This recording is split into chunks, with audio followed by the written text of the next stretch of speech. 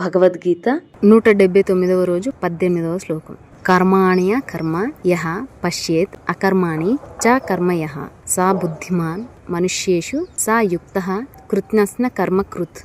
కర్మాణి అకర్మ యః పశ్యేత్ అకర్మాణి చ కర్మ యః సహ బుద్ధిమాన్ మనుష్యేషు సా యుక్తః కృత్స్న కర్మ కృత్.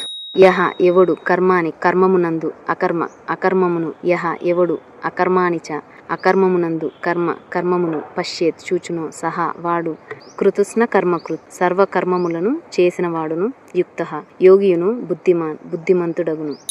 కర్మయందు అకర్మను అకర్మయందు కర్మను దర్శించువాడు మానవులలో వివేకమయుడు. అతడు యోగి మరియు సమస్త కర్మలు చేయువాడు.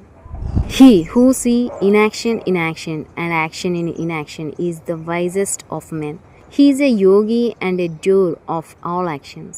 నాకు అర్థమైన దాంట్లో ఫర్ ఎగ్జాంపుల్ ఏం చెప్తున్నా అంటే, మామూలుగా హాస్పిటల్లో జ్వరం వచ్చినా దగ్గు వచ్చినా ఏ చిన్నదానికైనా ట్రీట్మెంట్ చేయాలి. అది వాళ్ళ కర్మ, డ్యూటీ డాక్టర్కి. బట్ అదే అక్కడ ఏదైనా ఫ్లడ్ వచ్చో లేదంటే ఏదైనా ఎమర్జెన్సీ వచ్చి అలాంటి పేషెంట్స్ ఎక్కువ వచ్చారనుకోండి, సో ఫస్ట్ వాళ్ళని ట్రీట్ చేస్తారు. అదే అంటే వాళ్ళ కర్మలో ఉన్న అకర్మని, జ్వరం వచ్చిన వాళ్ళని దగ్గు వచ్చిన వాళ్ళని పక్కన పెట్టి ఎమర్జెన్సీ వాళ్ళకి చేస్తారు. అలా కాకుండా ఇప్పుడు రోడ్డు మీద వెళ్తుంటే ఎవరికైనా యాక్సిడెంట్ అయింది అనుకోండి, మనం వెళ్ళే పని వేరే, మన కర్మ వేరే ఉంటుంది. కానీ యాక్సిడెంట్ అయిన వాళ్ళని అంబులెన్స్ వస్తుంది, వాళ్ళు చూసుకుంటారని వదిలేక మనం అక్కడ ఉండి అంబులెన్స్ని పిలిచి వాళ్ళని వీలైతే హాస్పిటల్ తీసుకెళ్ళడం చేస్తే అది మన అకర్మ, మనకది.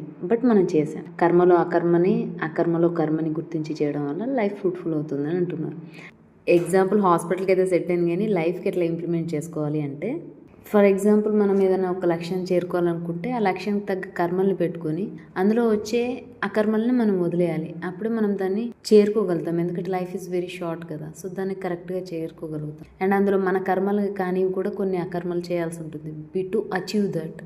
అలాగే ఒక ఫ్యామిలీని మంచిగా హ్యాపీగా రన్ చేయాలంటే కూడా వాళ్ళందులో వాళ్ళు చేసే కర్మలో కూడా కొన్ని అకర్మలని వాళ్ళు వదిలేస్తేనే ఆ కుటుంబం అనేది సజావుగా సాగుతుంది. లేదంటే మళ్ళీ కాంప్లికేషన్స్ వస్తాయి. అలాగే వాళ్ళ కర్మకాంది కూడా ఒక్కోసారి అకర్మలైనా చేయాల్సి వస్తుంది. అలాంటప్పుడు కుటుంబం స్ట్రాంగ్గా కూడా ఉండొచ్చు. సో అంటే దీనికి నేను ఎగ్జాంపుల్ పర్ఫెక్ట్ ఇవ్వలేకపోవచ్చు, కానీ నేనేం చేస్తానంటే చేసే పనిలో ధర్మబద్ధమైనది చేయడం. ఒకవేళ అది మన కర్మ కాకపోయినా ధర్మమైనది అయితే చేసేయాలి. అది అకర్మ, అది మనకు సంబంధించింది కాకపోయినా అకర్మైనా కూడా చేసేయాలి.